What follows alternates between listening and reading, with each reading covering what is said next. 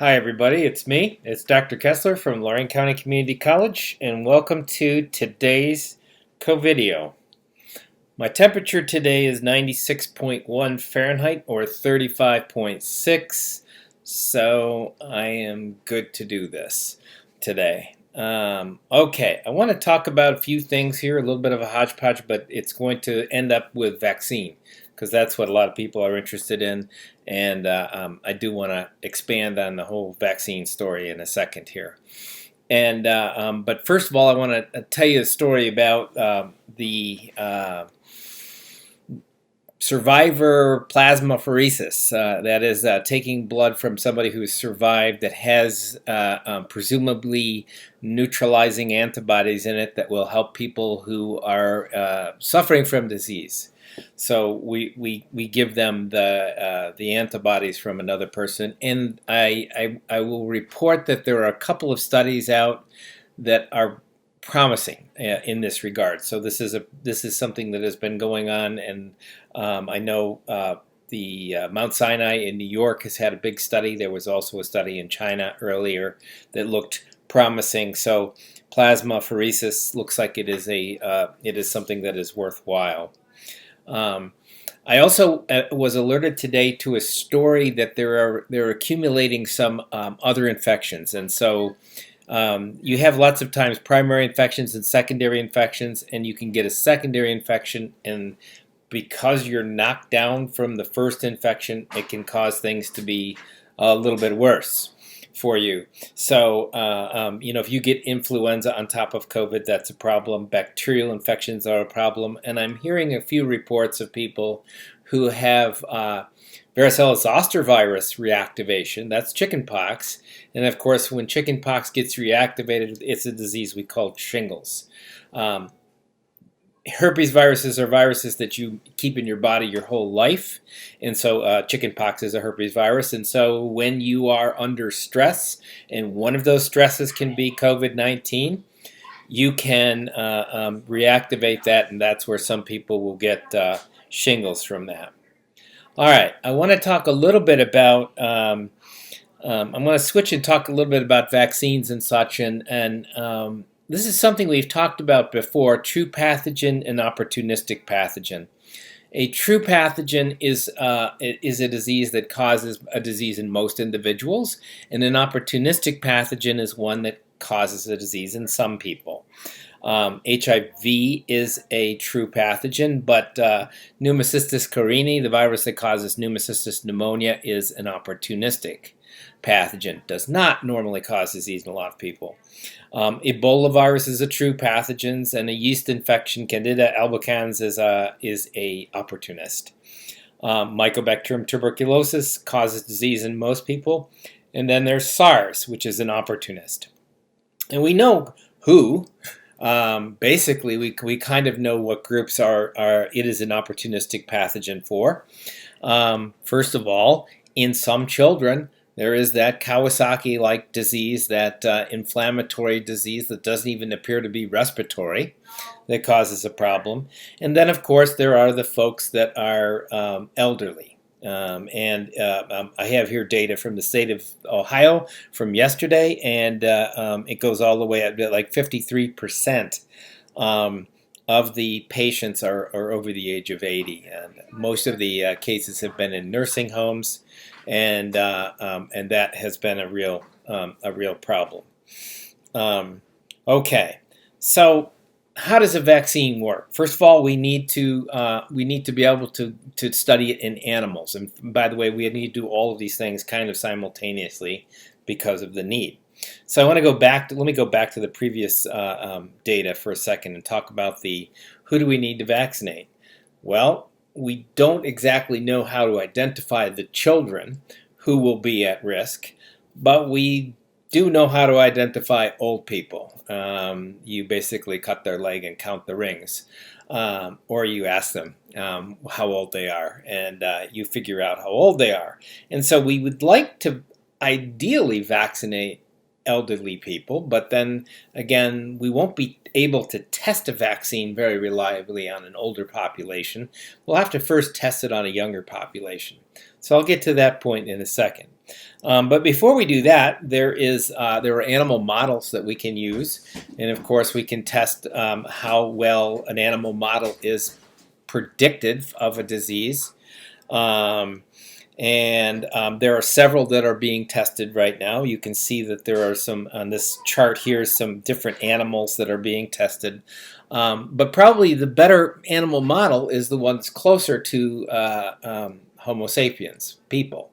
And so the next study is a study of 3 different viruses with cynomolgus macaques, and these are like rhesus monkeys, but they're a different family member of the macaque family.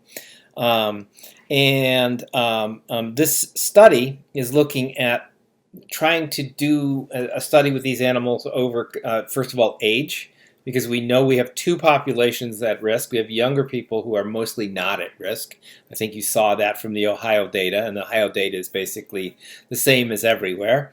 And then you have SARS and MERS, SARS-1 and SARS-2, SARS-CoV-2, and MERS. And they're looking at those viruses to try to see if it's predictive. Well, one of the things that we can see, one of the useful things about this animal model, about rhesus monkey, or not rhesus monkeys, but cynomolgus macaques, is that these animals appear to have a more mild infection with younger individuals and a more sustained infection in the elderly, and that is done by a couple of different testing mechanisms. That's A and B in this panel, and there's also virus in different organs, which may explain some of the odd, may be similar to some of the odd localizations that we see in SARS in human beings. Ultimately, what we want to do is to be able to develop a vaccine.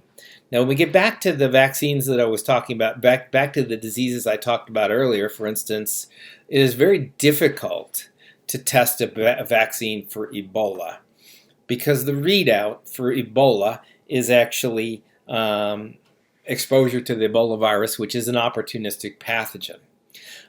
Likewise, vaccine that I'm very familiar with is HIV vaccine, and HIV vaccine is also a similar, you have to expose individuals, which is a huge ethical issue. You know, one of the things that I lost a lot of sleep thinking about back in the day when I was coming out with new vaccines for HIV. How do you test it in humans ethically, and how do you do it and be good person at the same time? And that's a difficult consideration. Fortunately, that is not a problem, because we have an opportunistic pathogen we're testing a vaccine for. So we should be working at a vaccine strategy not only in the animal model, but we could also be working on it with people, and provided that the vaccine is safe, we could rapidly test for a vaccine in the populations that don't normally get such a severe disease. So younger people could be tested to protect the elderly population, and you saw those numbers where the elderly. And then eventually, if it becomes safe and effective, those are the 2 things you need for a vaccine. Obviously, safety first, and number 2, effectiveness. It has to actually work, and if it doesn't work, that's no good either. That takes us to this paper here, and we are simultaneously developing all sorts of strategies. That's what all the pipettes are aiming towards the virus in the middle, and hopefully we can come up with a strategy and get it to rather quickly. And again, unfortunately, I was at a conference yesterday, but I had to be at 2 places, so I had to leave very early, but they were talking about vaccine acceptance in populations, and this is a big problem. We have a lot of, you can see it on social media. There's a lot of the anti-vaxxer movement is sort of like swelling again and congealing. The measles outbreak of the last few years has brought it down a bit, but I think that anti-vaxxer movements are once again coming up. Vaccines have done some great things, like eradicate cervical cancer was one of the things that has happened. Eradicate papillomavirus-induced cancer in people, and yet, we have this huge swirling anti-vaxxer kind of movement going on here. And I'll tell you that it's going to be very difficult to convince large segments of the population to vaccinate.